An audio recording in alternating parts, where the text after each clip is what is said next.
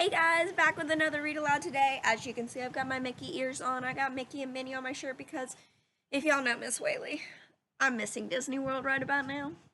And so I thought it'd be a great idea to read to you a Disney classic. I'm going to read to you today Walt Disney's Pinocchio.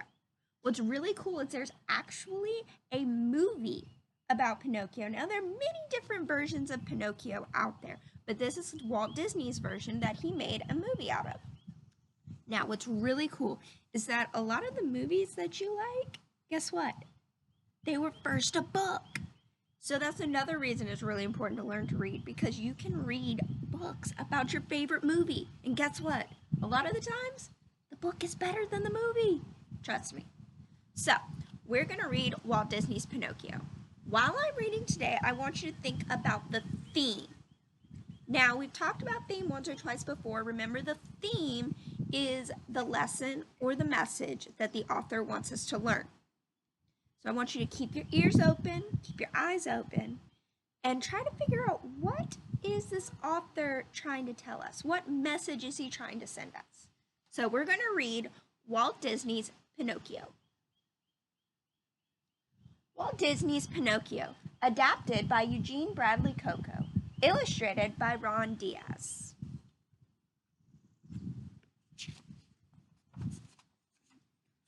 One night, long, long ago, the evening stars shone down across the dark sky. Its beams formed a shimmering pathway to a tiny village whose humble little homes lay deep in sleep. Only one house still had a light burning in the window, and that was the workshop of Geppetto, the kindly old wood carver. He was busily carving a pumpkin. See, even Miss Whaley makes mistakes sometimes. He was busily carving a puppet out of wood. At last he's finished, cried Geppetto as he held the wooden boy high in the air. The only thing left to do now, said Geppetto to the puppet, is give you a name. Let's see. I shall call you Pinocchio. What a grand name for such a handsome boy, Jiminy Cricket said with a chirp. But Geppetto's happiness soon faded, for in his heart he wished that Pinocchio were a real boy.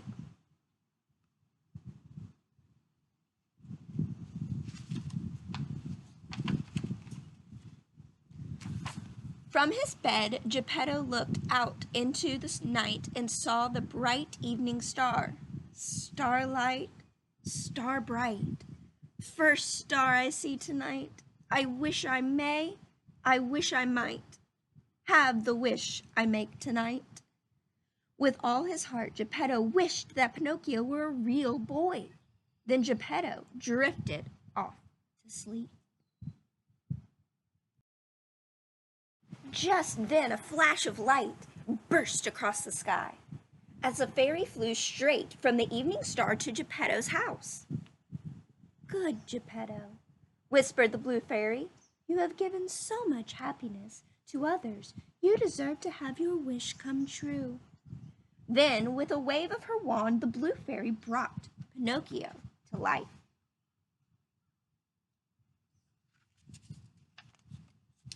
Jiminy Cricket watched in amazement as Pinocchio began to walk and talk. Am I a real boy? Pinocchio asked the blue fairy. No, Pinocchio, she answered.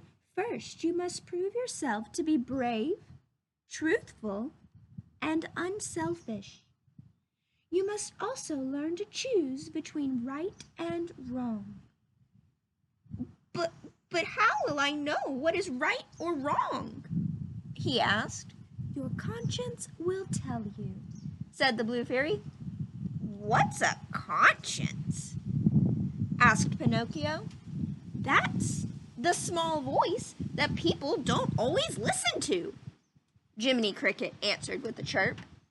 Yes, said the blue fairy. She made Jiminy Cricket kneel down before her, and she dubbed him Pinocchio's official conscience. It was his job to see that Pinocchio did only what was right. Then the blue fairy vanished.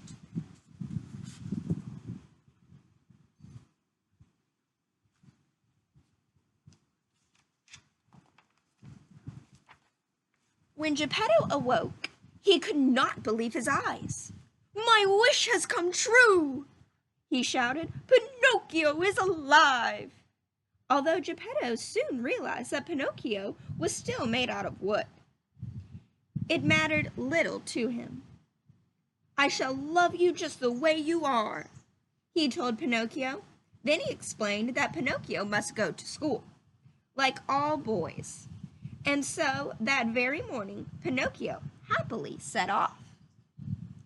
Pinocchio hadn't gone very far when Gideon, and a cat, and Foul Fellow, a sly fox, saw him. Foul Fellow thought, "A wooden boy with no strings? I'll bet Stromboli the puppeteer would pay a pretty price for him." Foul Fellow convinced Pinocchio that acting was the life for him, and sold him to Stromboli. Sign says, "The Great Stromboli Marionette Show." Marionette is like where they have those puppets on the strings.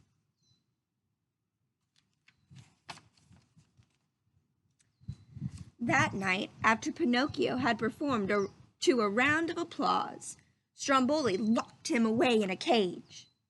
"How am I ever going to get out of this horrible place?"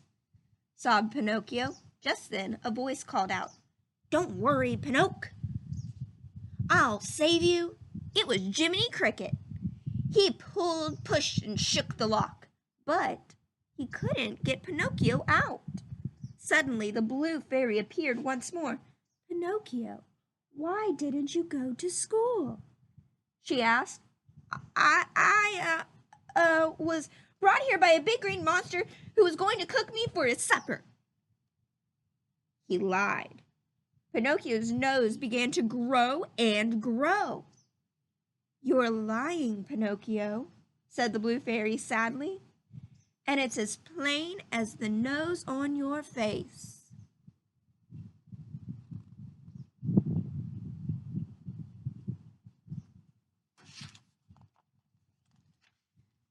"Please give him one more chance," pleaded Jiminy Cricket. "I'll make sure he never lies again." "One more chance, that's all you have," said the blue fairy, and she set Pinocchio free. He promised never to lie again, and he headed straight for school. But on the way, Pinocchio was stopped by Foul Fellow once more. "And where are you going on such a fine day?" he said with a sneer. "To school," replied Pinocchio. "Ha! School is no place for a boy like you," said Foul Fellow, laughing. "If you follow me, I'll show you a place that's much more fun. Pleasure Island."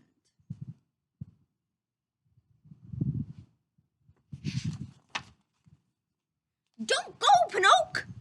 warned Jiminy Cricket, but Pinocchio did not listen. And before he knew it, Foul Fellow had sold him to the mean old driver of the Pleasure Island stagecoach. The coach was pulled by 6 unhappy donkeys. The coachman went from village to village buying up all the boys he could. Once the coach was full, he headed to the ferry bound for Pleasure Island. Bound means it was headed to, it was going to. Pinocchio sat beside a loudmouth boy named Lampwick. "Don't worry about a thing," Lampwick said with a chuckle. "Once we get to Pleasure Island, we won't have to listen to anyone or worry about what's right or wrong." Do you think that would be a fun place to go?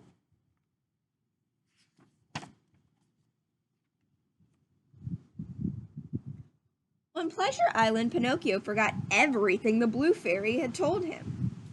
He fought with the other boys, tossed rocks through windows, and yelled and screamed with all his might. Then he followed Lampwick to the pool hall. "This is a great place," shouted Pinocchio. But as Pinocchio turned to his friend, he could not believe his eyes. Lampwick had suddenly grown long ears and a tail. Lampwick had turned into a donkey.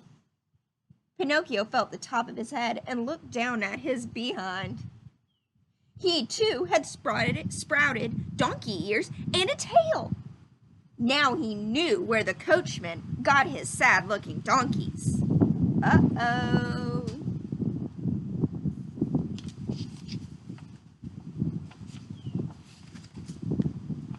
"Come with me before it's too late," cried Jiminy Cricket, who had quietly followed Pinocchio to Pleasure Island. As fast as he could, Pinocchio and Jiminy Cricket ran through the gates of Pleasure Island and jumped off the cliffs into the sea. Pinocchio and Jiminy Cricket swam all the way back to land and rushed to Geppetto's house. But when they arrived, Geppetto was gone. "Maybe something awful happened to him," cried Pinocchio. Just then, a beautiful white dove dropped a note from high in the sky.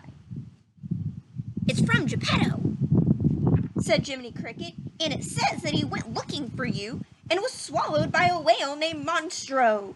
He's alive, but he's trapped inside the whale."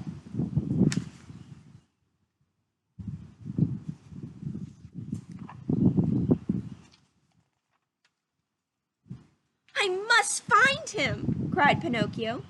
Pinocchio and Jiminy Cricket leapt into the sea and started their search. Soon they spotted Monstro and got as close as they could to the snoring whale. Suddenly, Monstro opened his eyes and mouth and gulped down a school of fish. Pinocchio was swallowed along with them. Inside the whale, Geppetto was fishing. He felt a tug on his line and reeled it in. Pinocchio was at the other end. My son, shouted Geppetto. "I thought I'd never see you again."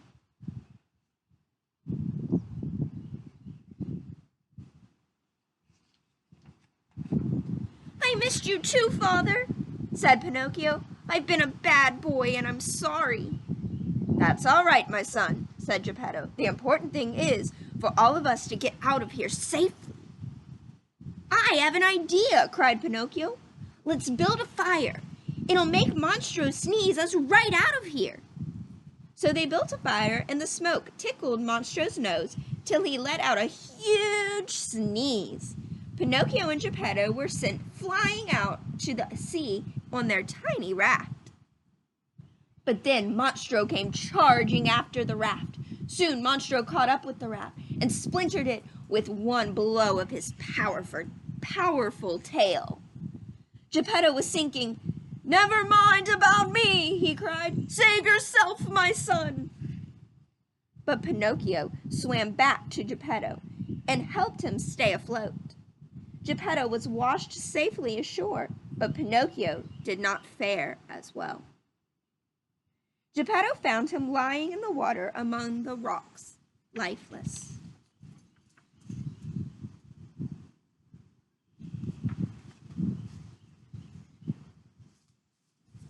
Geppetto took Pinocchio home. As he wept, a soft voice said, "Pinocchio, you have proven yourself brave, truthful, and unselfish. Now you will be a real boy." Pinocchio moved and blinked his eyes. He was alive and no longer wooden. Geppetto danced for joy. Jiminy Cricket was happy too. In Pinocchio, he had sure proof that when you wish upon a star, your dreams come true.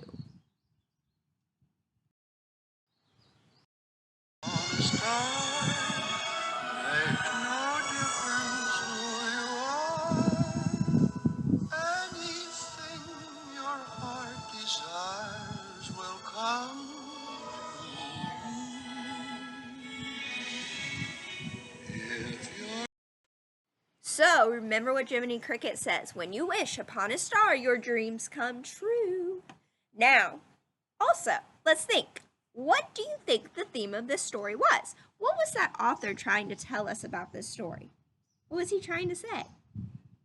Any ideas? I'm thinking that the author of Pinocchio was trying to tell us that when we are brave, when we are truthful, when we are kind and unselfish, that means we think of others first, then our dreams can come true. We can accomplish many things. We can accomplish many things and do many things as long as we are brave, we are kind to others and not selfish. We think about other people. And we are truthful. We tell the truth and we're honest. We saw what happened to Pinocchio when he didn't tell the truth. Not great things happened, did they? Nope. He didn't tell the truth and he got into a lot of trouble. He didn't listen and he got into a lot of trouble. He thought of only himself. But then at the end, he thought about Geppetto first. And you saw what it got him?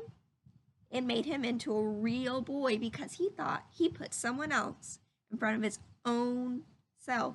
And his dreams ended up coming true. So, now that we've figured out what the theme is, I want you to go take an AR test.